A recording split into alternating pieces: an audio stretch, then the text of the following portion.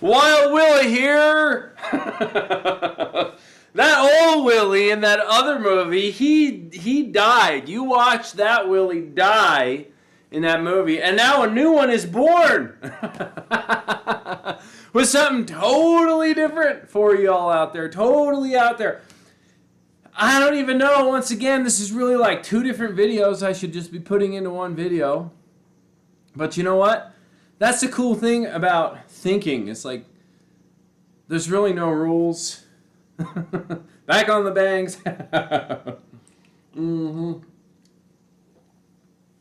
It's been an interesting journey. I started doing this about almost 2 years ago. 2 years ago, I think in May. Maybe April, May. And my first video that I started again with, because I tried to do this some years ago. And then some things happened. I really lost touch with myself. Now, I say a lot of things on here, so only take them as per whatever I say in this video as consistent. Don't necessarily make the things I say in this video consistent with another video, because you know me, I haphazardly put everything together. What I'm saying, I asked the question what spirit was. What was the difference between inspiration and motivation? Because I couldn't figure it out. I think they're kind of exactly the same, but people talk about them like they're different. Or they talk about them like they are different in totally different ways. And like motivation, like what is motivation? And that was my first video I started back up again with. Inspiration was really cool when I looked into that, did research on that word. Inspiration. In spirit, it's the internal. Spirit, it literally means the breath within. And so, you know, I've been doing the chakras, outlining what spirit is and body, and you know what, and there's been a couple things that happened this week that really unlocked a whole new paradigm for me. And I want to share it with you, okay? Because why not? This is a new Willy, a new day. A new vision. All right, two different things. We're going to combine them because I don't care, and that's fun. First thing, okay, the old Willy dying into the new Willy with the context of a historical question of what is spirit. You know, I come from a Buddhist context. There's no soul, self, or ego, and so we'll get to that in a minute. I think roughly.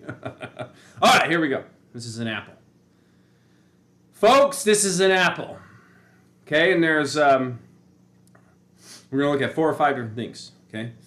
I want you to look at this, and I want you to say apple in your mind, but I don't want you to say it out loud, okay? I'm going to do it too. All right. Did you do it? Try again. All right, that's number 1, okay? Number 2, I want you to say apple. Apple. We're moving from the head to the mouth. The focus is going from the thought form, which is not the apple, right? Because I can say apple without looking at apple in my thoughts, right? But now we're going to say apple. Okay, apple. Okay, did you say it? We said it. It became public, right? Because whether you thought it or not is totally, I can't know that. Like only you can know that. That's private. This is public, right? Apple, okay? So, but saying apple doesn't really, or thinking apple, doesn't really bring it doesn't do anything. It doesn't bring value to this object. Now I want you to look at this object, okay? I want you to observe this object. The value in this object is the nutrients that it can bring and the abatement to hunger that it can bring to me or somebody else. So the focus is on the mouth from saying apple. This is a rotten, mushy apple. But there's the experience of biting and eating the apple, and then the apple doing whatever it does in my body, turns into energy, and then the material turns into poop, right? That's it.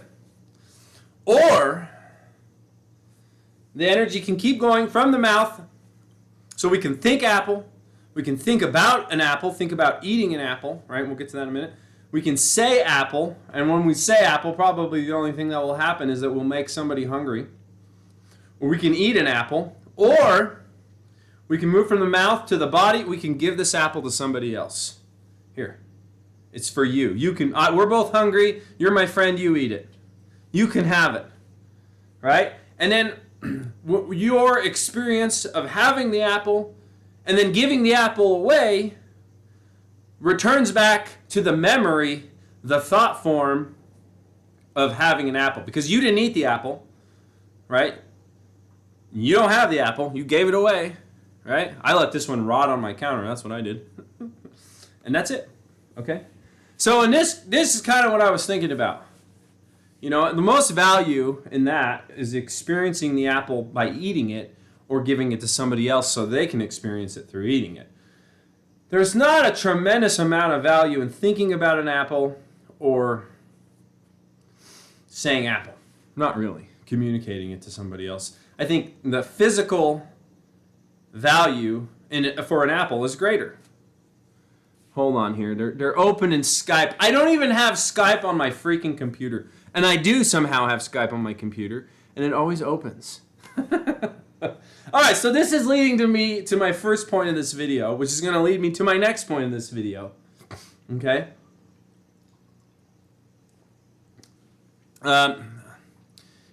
You know, the whole non-duality or the whole spiritual or the whole present deal is all about focusing all the attention on eating the apple or giving the apple away through service, right? And so there's not a lot of impetus put on thinking, the thought form of the apple, or speaking.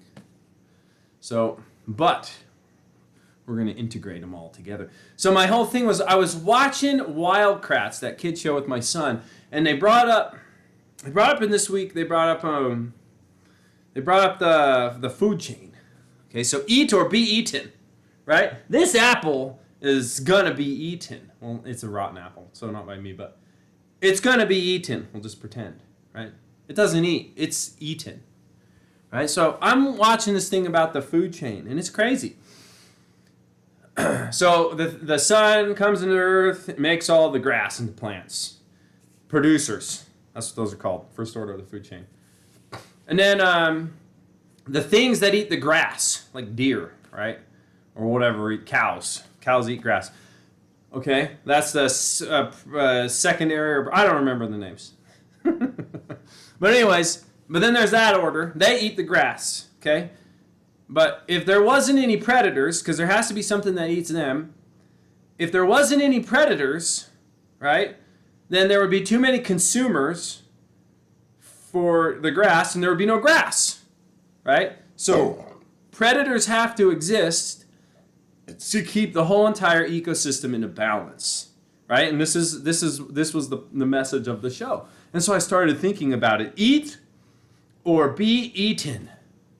And I'm thinking, all right, this is crazy. I'm like, eat or be eaten. And then I go, of course, to people. And I'm saying, well, my ex-wife, she tried to eat me. No, me and my friend, we were talking about, I can't say that anymore. Oh my gosh. No, I started thinking about it though with people. Are there people who eat, and are there people who are eaten by others? I started thinking about, not by like cannibalism, right? But just like I started thinking about it, because in my experience, there is distinctly two different types of people. And I thought about nature and how nature imposing itself in form on the first order of yin and yang as one form having to eat another form to keep the entire system in balance. And so therefore there are yin animals in form and there are yang animals in form. And the yang animals are the eaters and the yin animals are the ones that are eaten by the eaters. And so I started thinking about this. And then I started to think about, what was I thinking about today? I don't even remember what I was thinking about today. But we were watching another show and it brought this up. Oh, I was doing some research on demons. And this lady who said she was in the occult, who said she was in a satanic cult or satanic club or whatever, and they would do rituals and they would channel their rituals against Christians. She said that she was a channeler, and she would channel messages from the demons, and she would relay the messages to the entire group. And she said she met Satan, and then she channeled the messages from Satan, and it changed the whole thing of the group, and then they started attacking clergy or whatever. And she said she would go into the spirit world, and she would travel around in the spirit world, and she would try to invoke lust and passion in people in the spirit, Christians in the spirit world. But she said Christians praying in the spirit world, they'd be protected by a dome. And I watched this video and I, whoa, changed my whole entire paradigm. So I did a heroic dose like in the summer because I thought the universe was telling me to. And then after I did it, I was like, whoa, this was like a spirit quest thing. And because I've been sober, and I've been sober for like almost 7 years, but I did that. And I was like, afterwards, I was like, oh, that was stupid. Those were just drugs. But then I was like, now, after watching that video, I'm like, oh, because in my experience, I saw a sequence of events of right action, according to Buddhism, and what the sequence of events of right action grows in a vision, presumably the spirit realm. And at the end result of this earth, I saw through the lens of my imagined spirit self or whatever, taking every choice and creating like life and perfect action and more life, and it kept blossoming out, and it blossomed out of this world into a huge, massive pagoda. It grew a pagoda. And then one of the takeaways I had was temples, cathedrals, pagodas are the fractal representation of perfect action at the highest physical form, is the geometry of those structures. And that's what I took away from, one of the things I took away from that experience was that. And so I'm listening to this girl today. This was, I don't know, 6, 7, 8 months ago. I'm listening to this girl today talk about Christians in the spirit world that she's attacking as an astral projector, and they're protected through prayer by a dome structure. And I'm like, boo! My teacher would say, illusion, delusion, illusion, delusion. But I'm like, whoa, wait a minute. There's a spirit realm, and then there's a physical realm. And we've looked at the chakras, that when you feed your physical realm through security, sensation, and power, feeling love in the body as a result, at the highest, form of physical experience, there's also the mechanisms to feed the spirit, which I never really understood a year and a half ago when I started this channel, nearly 2 years ago. Through faith, concentration, and insight, So, I mean, we've delineated two different things here, body and spirit. But I'm like, wait a minute. What you do on this earth has a result in the spirit realm. There's a spirit realm. I'm like, what? I don't even know. And this is what I thought. I started thinking about this. I said, okay, well, I followed the promptings of the spirit realm, and I built myself a structure of protection in the spirit realm. I trusted the universe enough through faith. I have an abundance. I've made it on the other side into spirit, where I was able to trust and access real trust, and I trusted the promptings of my physical reality to do something crazy and radical. And it resulted. I concentrated and I put forth the effort to make it happen, and I resulted in a spiritual manifestation of protection over my physical being. Oh, because let me tell you what, since then I've experienced some attacks, and I tell you what, I know they're demonic attacks because I've been watching a lot of these demon videos for the past 2 years. Okay.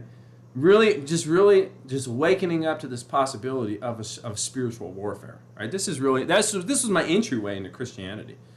Okay, I've been a Buddhist before this, and I'm going to tell you what Buddhism is, and I'm going to tell you what enlightenment is. Okay, in a different way, totally different than the movie before this. But I know anytime this is it. I know it because I was listening to this video, and this is not the only video I've listened to. that says this and that has said this. But this lady says basically what a demon wants to do is cause chaos. And I've had two distinct instances. I've had an incidence of being in total chaos, created by something. And then also, anytime anybody says that to you, this is something I do, I just go create chaos, or that's a trigger word. That should be a trigger word for you out there. If you're trying to live in peace and calm, and you're trying to, develop love and create a cornucopia in your life so you can be present, and somebody comes your way and they says chaos. He says chaos. That's a trigger word. You say, wait a minute, what do you want with me really? Yeah, they told you. Two of those. And this girl said that in that video, and I said, wait a minute. They're trying to get in that structure. They're trying to get in that structure. Maybe the one window was open and they peeked their head in there. But hey, I said, wait a minute, this is crazy. I'm shutting my window. Another thing too, kids, little kids, they'll tell you, if you're paying attention, the people the little kids tend to gravitate towards over other ones, that's a clue right there. That will tell you who, and then we're going to get to this. Okay, this is what we're going to get to, right? This is the whole basis behind spiritual warfare. But kids know. They totally know, right? Like, when you're, like, so, okay, in Buddhism, there is no permanent soul, self, or ego, right? And like I said, that Willy died a week ago, who made that last video. This Willy's new. At the atomic level, it's true, but you don't realize it. Like the candle. The candle's a continually new flame, but you see a constant flame. Or the river. Totally different river every time. But same river. Looks the same to me, right? Same name.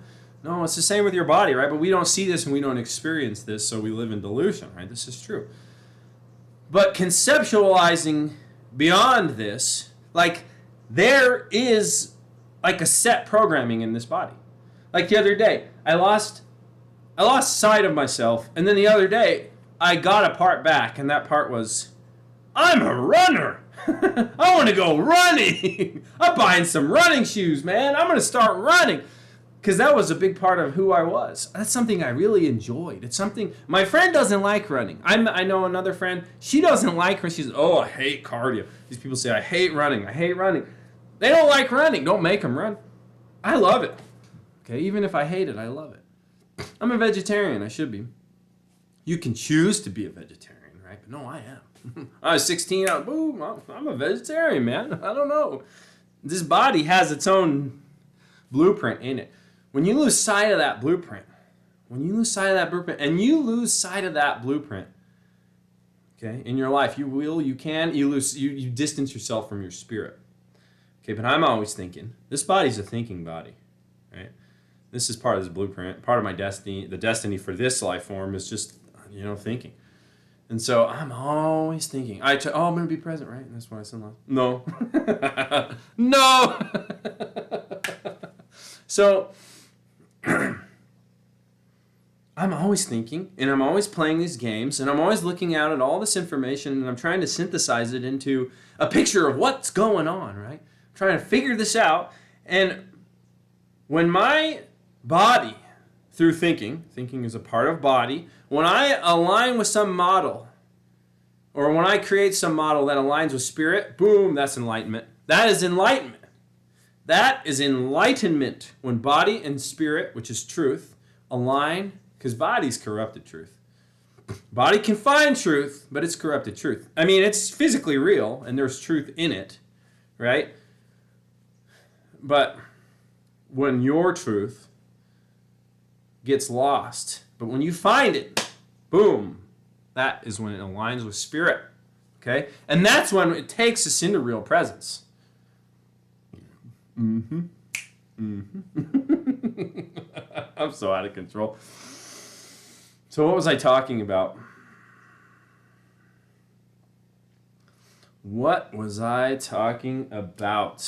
you do in this life has an effect up there, has an effect in your spirit body, in your spirit realm, in your energy body, okay?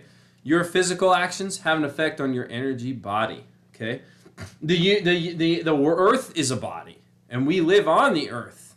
So the earth has its own intelligence that we can intuit into, and it's supremely more intelligent than we are, clearly, as individuals. So it can also align us with, because it's more energy than we are. The earth is like so much energy, right?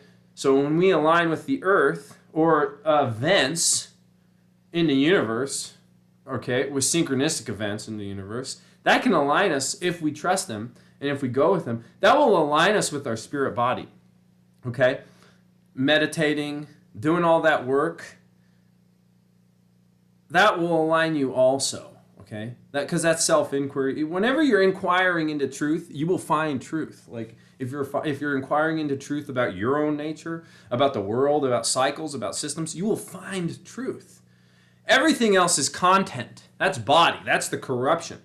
The truth is in everything. So whenever you're inquiring or examining and observing anything with the mindset of, is this true? What is truth in this? What is the truth in this? Where is the truth? You will find it, okay?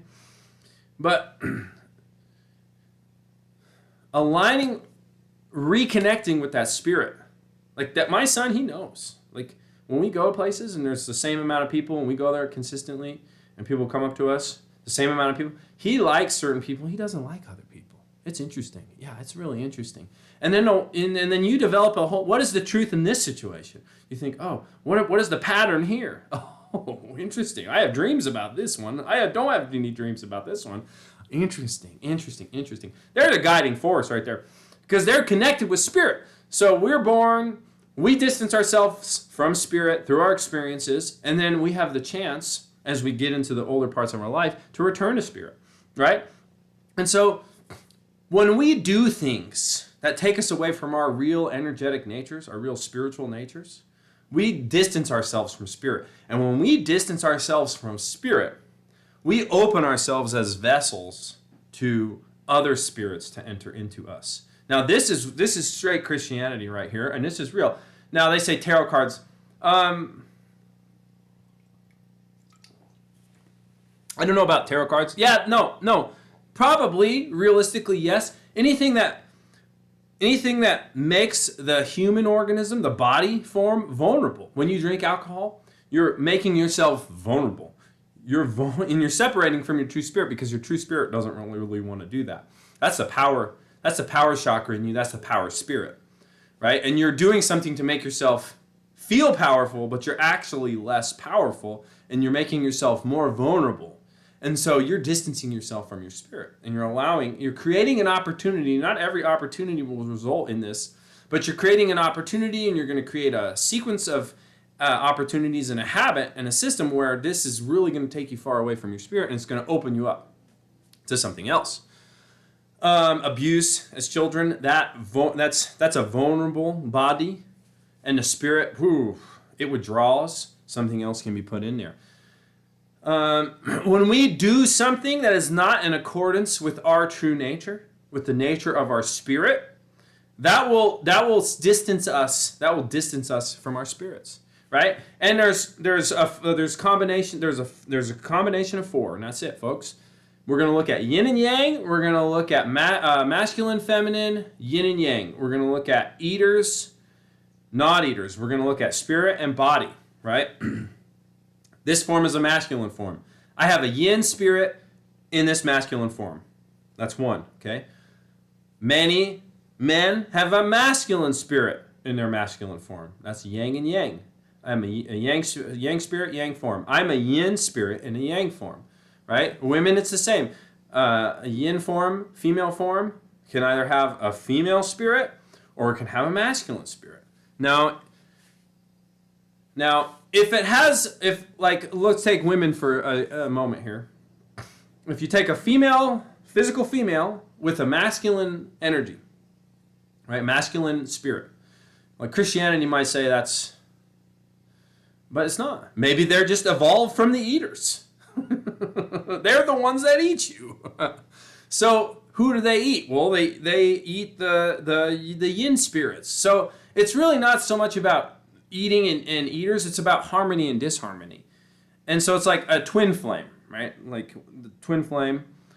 A twin flame is a masculine body with a yin spirit paired with a female body and a masculine spirit.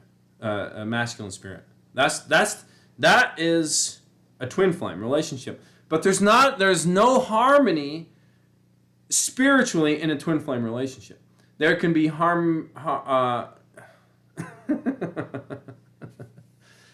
there's no harmony spiritually because they're both spiritual. It's like eating the apple because their spirits are different. They don't go together. So a yin spirit should go with a yin spirit, and a yang spirit should go with a yang spirit, right?